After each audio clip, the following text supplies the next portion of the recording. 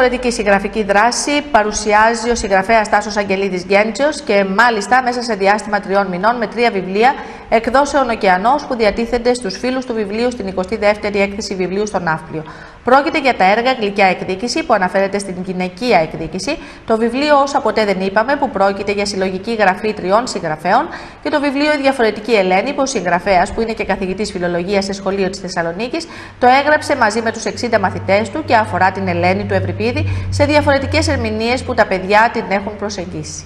Είναι, κυρία Κουρτέλη, 3 βιβλία τους τελευταίους 3 μήνες. Αυτό είναι το δικό μου μυθιστόρημα, η Γλυκιά εκδίκηση, που είναι ένα βιβλίο που αναφέρεται στη γυναικεία εκδίκηση, κατά πόσο οι γυναίκες μπορούν να εκδικηθούν. Μετά είναι το Όσα ποτέ δεν είπαμε, ένα μυθιστόρημα που έγραψα μαζί με άλλους 3 συγγραφείς.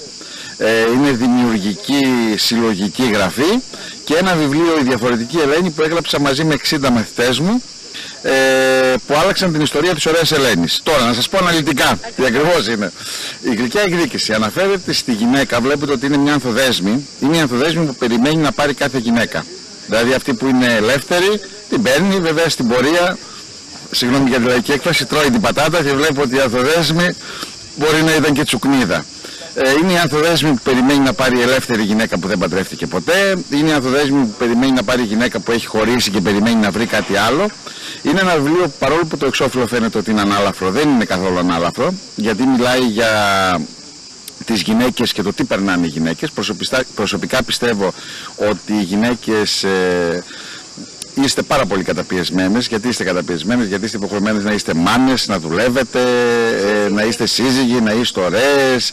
Ενώ ένας άνδρας, για έναν άνδρα τα πράγματα είναι περισσότερο απλά, πιστεύω. Και εδώ έγκυται η αδικία. Δηλαδή βλέπουμε πολλές φορές οι γυναίκες εκνευρίζονται και δεν τις δικαιολογούμε. Εγώ πιστεύω ότι έχουν απόλυτο δίκιο να λειτουργούν έτσι όπως λειτουργούν και εδώ νομίζω ότι τις δικαιώνω κάπου. Το Όσα ποτέ δεν είπαμε είναι μια ιστορία κάποιων συγγραφέων γύρω στα 60 που αποφασίζουν να ζήσουν σε έναν οίκο, όχι ευγυρίας, τέλος πάντων σαν ξενοδοχείο, κάτι φιλοξενίας, μπράβο, ναι. Και είναι ένα ερωτικό τρίγωνο που ξεκίνησε από τα 6, 7, 8, 10, 12 τους χρόνια και φτάνει μέχρι τα 60-70. Αυτό δείχνει ότι ένας άντρας, 2 γυναίκες, ένας άντρας. Γιατί το 2 άντρες, 1 γυναίκα, δεν ξέρω, πάλι είδατε πώς λειτουργεί το φαλοκρατικό εντός εισαγωγικών. Και λένε αυτά που δεν είπαν στα γεράματα, γιατί πλέον, όχι στα γεράματα, στα 60, στα 65, γιατί πλέον στη μέση ηλικία, ναι, δεν είναι γεράματα, πλέον ο Έλληνας έγινε Ευρωπαίος, δεν γερνάει τόσο εύκολα. Και το τελευταίο βιβλίο είναι κάτι για το... Συγγνώμη, για το προηγούμενο, τι μήνυμα θέλει να δώσει? Το μήνυμα θέλει να δώσει, αυτό που θέλει να δώσει είναι ότι οι σχέσεις μας ποτέ δεν ξεπερνιούνται. Δηλαδή, για να ξεπεράσεις κάτι πρέπει να το ζήσεις.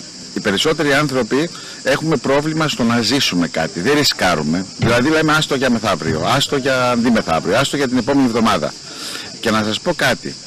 Αν εσείς αγαπάτε κάποιους ανθρώπους, θα πρέπει να τους το πείτε τώρα. Γιατί δεν είναι σίγουρο ότι αύριο αυτοί οι άνθρωποι θα υπάρχουν. Προχθές πήγα στην Επίδαυρο, πήγα στην Επίδαυρο και είπε μία της τραχήνιες είδα και έλεγε μία φράση ότι μη μιλάς για το αύριο αν δεν περάσει καλά το σήμερα. Αν αυτό γίνει κατανοητό από όλους, ώστε να είναι καλύτερα τα πράγματα. Σίγουρα. Δηλαδή θα πρέπει ουσιαστικά να λέμε αυτά τα οποία σκεφτόμαστε. Δηλαδή αν αγαπάμε κάποιον άνθρωπο να δείξουμε την αγάπη μας. Αν έχουμε πρόβλημα με κάποιον άνθρωπο να το πούμε ότι έχουμε πρόβλημα. Και όχι ας πούμε μετά από 10-15 μέρες να λέμε τότε που μου είπες αυτό κτλ. Άρα λοιπόν κρατάμε από αυτή το τρίγωνο που λέτε τα στοιχεία που δεν είπαν κατά τη διάρκεια της ζωής και πώς άλλαξε η ζωή τους επειδή δεν τα είπαν. Ναι, γιατί αν στα 25 μπορείς να κάνεις πάρα πολλά πράγματα. Στα 35 επίσης. Στα 65 όμως σίγουρα μπορείς να κάνεις λιγότερα πράγματα. Αλλά στα 65 όμως τα λες. Στα 25 έχεις την ανωνυμότητα και δεν τα λες. Εκεί είναι η τρέλα. Πολύ ωραία. Και πάμε λοιπόν στην Ελένη, τη διαφορετική Ελένη. Η Ελένη είναι, εγώ είμαι καθηγητής στην Θεσσαλονίκη στο Κολέγιο Ανατόλια. Καταρχήν να πω ότι και τα 3 βιβλία είναι από τις εκδόσεις Ωκεανός στην Αθήνα, είναι ο εκδοτικός μου οίκος. Είμαι λοιπόν καθηγητής στο Κολέγιο Ανατόλια και το βιβλίο αυτό το έγραψα μαζί με 60 μαθητές μου της 3ης Γυμνασίου. Μου λέγατε κιόλας ότι είχε έρθει και στο αρχαίο θέατρο του Άργους η Ελένη του Ευρυπίδη. Ο Όμηρος έδωσε την Ελένη σαν μια πανέμορφη γυναίκα που απατάει τον άντρα της. Ο Ευρυπίδης την έκανε σαν μια γυναίκα που είναι στην Αίγυπτο και περιμένει 17 χρόνια τον άντρα της. Να επιστρέψει. Μπράβο. Να επιστρέψει από την Τρία.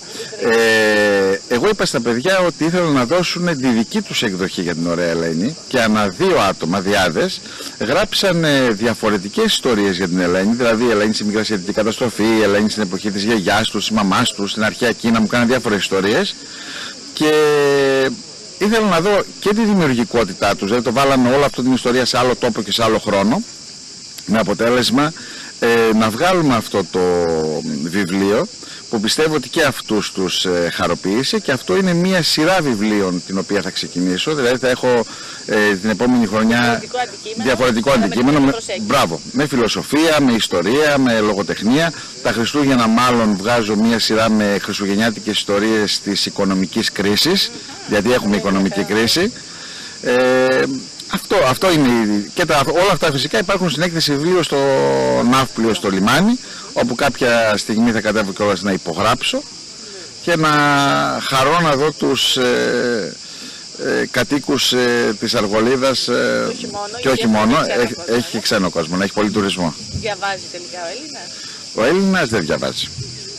Ο Έλληνας δεν διαβάζει, ή να σας πω κάτι, ο Έλληνας θέλει για να διαβάσει να του χαϊδέψει στα αυτιά. Δηλαδή, αν εγώ έχω δίπλα μου ανθρώπους που μου λένε συνέχεια τι ωραίος είσαι και τι αδύνατος είσαι, θα σας το πω έτσι κάπως περιγραφικά, δεν πρόκειται να κάνω ποτέ δίαιτα. Αν όμως μου πει κάποιος ότι πρέπει να χάσεις κάποια κιλά, τότε σίγουρα θα κάνω δίαιτα. Ο Έλληνας θέλει και στα βιβλία που του δίνουμε να διαβάζει ευχάριστα πράγματα, εύπεπτα πράγματα, που νομίζω ότι τον αδικούν. Δηλαδή σε τέτοια περίοδο οικονομικής κρίσης το βλέπει ότι εγώ θέλω να διαβάσω κάτι ανάλαφρο, να μην προβληματιστώ.